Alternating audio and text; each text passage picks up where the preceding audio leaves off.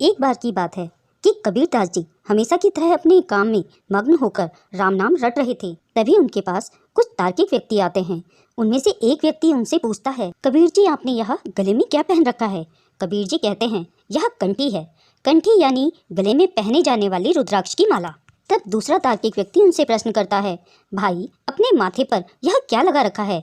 इसे तिलक कहते हैं मेरे भाई। कबीर जी कहते हैं। उत्तर सुनकर एक अन्य तार्किक व्यक्ति फिर से उनसे प्रश्न करता है, आपने यहाँ हाथ में क्या बांध रखा है? आप क्या कर रहे हो? यह सुनकर कबीर जी उन लोगों से कहते हैं, मैं राम राम रट रहा हूँ। गुरु जी की आज्ञा है, राम नाम के भीतर सकल शास्त्र पुराण श्रुति का सार है, इसलिए मैं नाम जप रहा हूँ। यह सुनकर उनमें से एक व्यक्ति कहता है, अच्छा तो तुम राम नाम जपते हो, तो राम का भजन करते हो? हाँ, मैं श्री राम का भजन करता हूँ।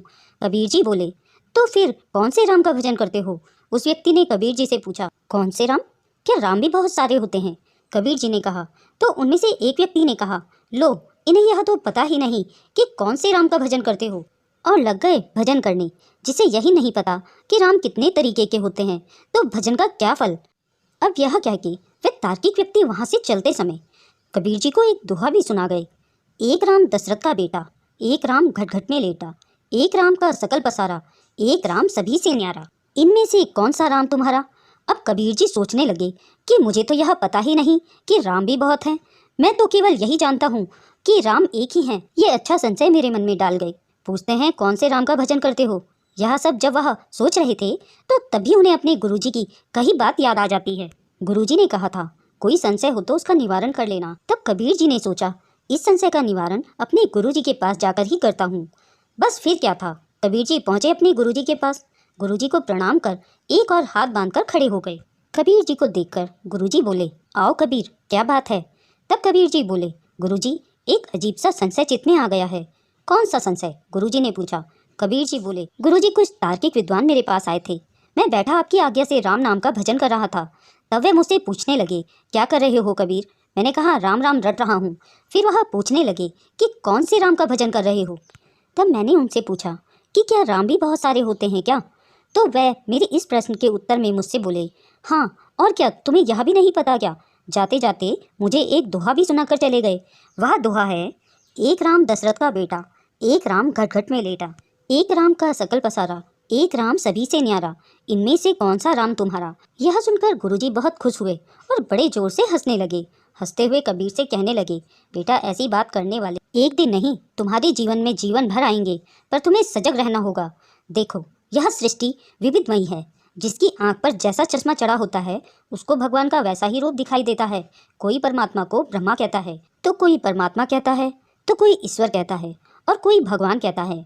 लेकिन अलग अलग नाम लेने से परमात्मा अलग अलग नहीं हो जाते। इसीलिए जो राम दशरथ जी का बेटा है वही राम घट घट में भी लेटा है, उसी राम का सकल पसारा है, और राम सभी से न्यारा है। तब गुरुजी ने कबीर को समझाते हुए आगे कहा, जब राम सभी जीवों के भीतर विराजमान रहता है तो सबके घट घट में वह व्यापक हुआ ना। और राम ने ही इस सृष्टि को रचा है, तो यह सब पसारा उन्हीं का है। लेकिन इस सृष्टि की रचना करने के बाद भी वह इस सृष्टि में फंसते नहीं हैं, इसलिए वह सबसे न्यारे भी हैं। लेकिन जब कोई भक्त रोकर उनको पुकारता है, प्रार्थना निवेदन करता है, तो वही निराकार साकार रूप में दशरथ जी के घर प्रकट हो जाता है। तो बेटा इन चारों में कोई भेद नहीं है, यह चारों एक ही हैं। कबीर जी को उस दोहे का अर्थ अच्छे से गुरुजी ने समझा दिया। कबीर जी प्रसन्न होकर गुरुदेव जी से बोले, गुरुजी आपने बहुत कृपा की है, अब मेरा इस विषय में कभी कोई संशय नहीं होगा। अपने गुरुजी से विदा लेकर कबीर जी अपने घर आ गए और अपने भजन सिमरन में लग गए। कुछ दिनों बाद वही सभी तार्किक व्यक्ति वहाँ से फिर गुजरे थे और मन ही मन सोच रहे थे कि हमने जो कबीर के मन में संशय डाल दिया था उसके कारण तो अब तक कबीर की कंठी माला सब छूट गई होगी। चलो उसके घर चलकर देखते हैं। कबीर जी के घर पहुंचकर उन्होंने देखा कि कबीर जी तो पहले की ही भांति बैठे राम नाम रट रहे हैं। एक बाप तेरी दादी का छोरा, एक बाप तेरी बुआ का भाई, एक बाप पति तेरी माँ का, एक बाप तेरी नानी का जमाई, तो बताओ कितने बाप तेरे भाई? दोहा सुनते ही वह सभी भागे। तो कबीर जी ने उनसे कहा कि बताते तो जाते कि एक बाप है कि चार बाप हैं कि 6 बाप हैं। वह सभी बोले, हद हो गई कबीर, यह कोई पूछने की बात है? अरे एक ही बाप है, वही बाप मेरी दादी का छोरा, वही बाप मेरी बुआ का भाई, वही बाप मेरी माँ का पति, वही बाप मेरी नानी का जमाई। तो कबीर जी ने कहा, अब आप सब भी सुनते जाओ उत्तर। राम भी एक ही है, वही राम दशरथ का बेटा, वही राम घट घट में लेटा, उसी राम का सकल पसारा, वही राम सभी से न्यारा। तो दोस्तों, राम को चाहे कितने रूपों में पूजो, परंतु राम तो एक ही हैं। जय श्री राम। दोस्तों, अगर यह कहानी आपको अच्छी लगी हो तो कमेंट बॉक्स में जय श्री राम जरूर लिखें। मिलते हैं।